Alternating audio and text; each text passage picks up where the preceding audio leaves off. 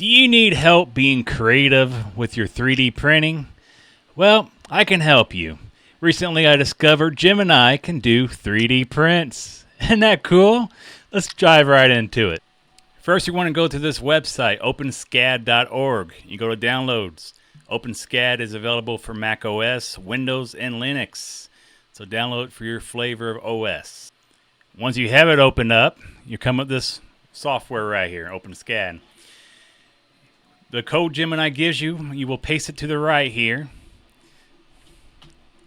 I don't have nothing in my clipboard. Then you go F6 to render it. Once it renders and you like it how it looks, you don't need to alter it. You go to File, Export, and you can export all these options. I go STL to use it in my slicer. Okay, now we're going to get Gemini to create a 3D file for us. So in the prompt,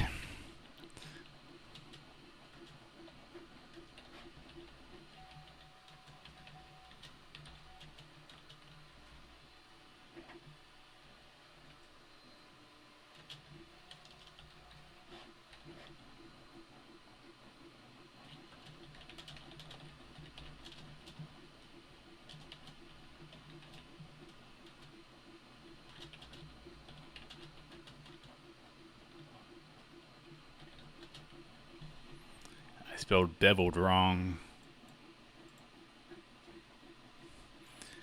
See what this outputs.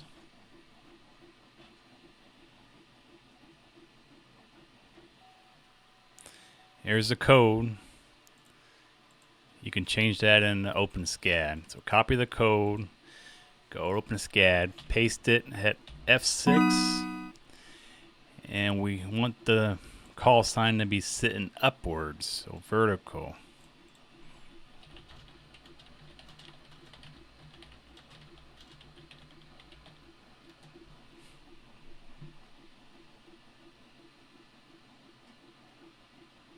So it outputs new code, copy the code, select all, paste, F6 again, and there you go. Now you can edit the code if you want the call sign letters to be thicker, for example. You find it here. Font size 20, text thickness. Let's move it to 8. Hit F6 again. And it made it thicker. You can select all your height. You can want it higher. You go File, Save As, Export STL when you're happy about it. You go to your Downloads folder. Version 2. You open up your favorite slicer. You delete whatever you had on your bed. And there you go. Now if you want it bigger, the whole thing bigger, that would be under probably the base. But you can ask Gemini to make it bigger. Or you can just adjust the size in your slicer.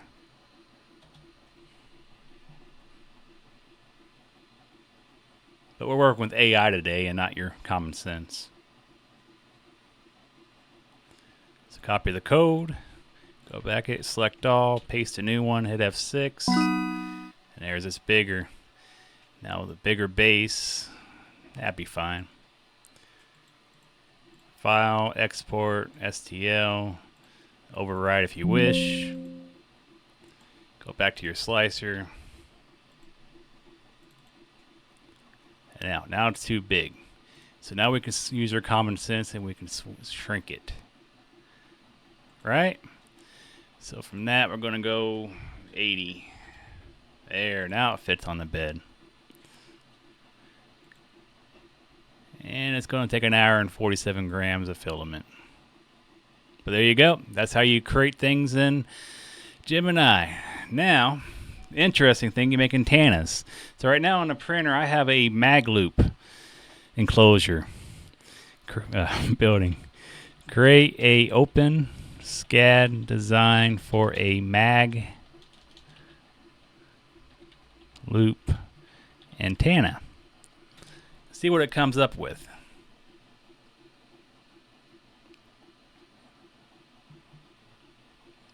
Copy the code.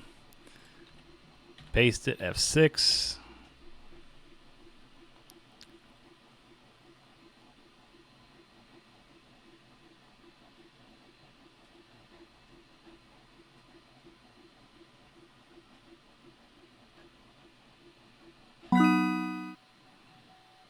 Drum roll. Dang. I made a mag loop. So I need an enclosure, not a whole entire mag loop. It made the whole entire mag loop.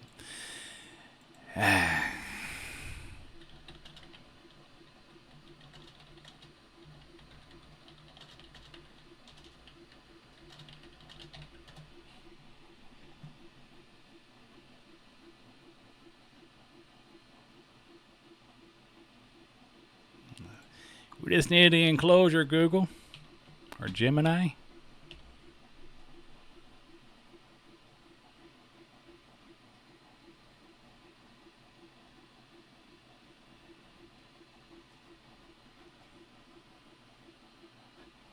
Now, with this in the software, there's no actual way to edit it besides using the text to edit it.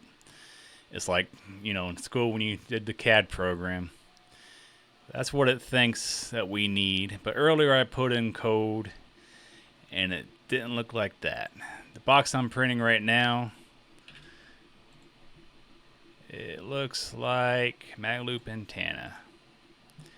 That's what it, that's the wrong one. That's what the lid, I don't want the lid. That's what it came up with.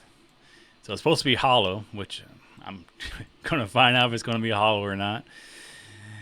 But yeah, this is what it came up with. So you just got to enter the right stuff. Anyway, this is Jason KO4GDG, just showing you what Gemini can do for 3D printing and ham radio. You can even make those little winders for your wires, any design you want. Make it look like a dragon even. Anyway, 7.3 for now. Keep radioactive.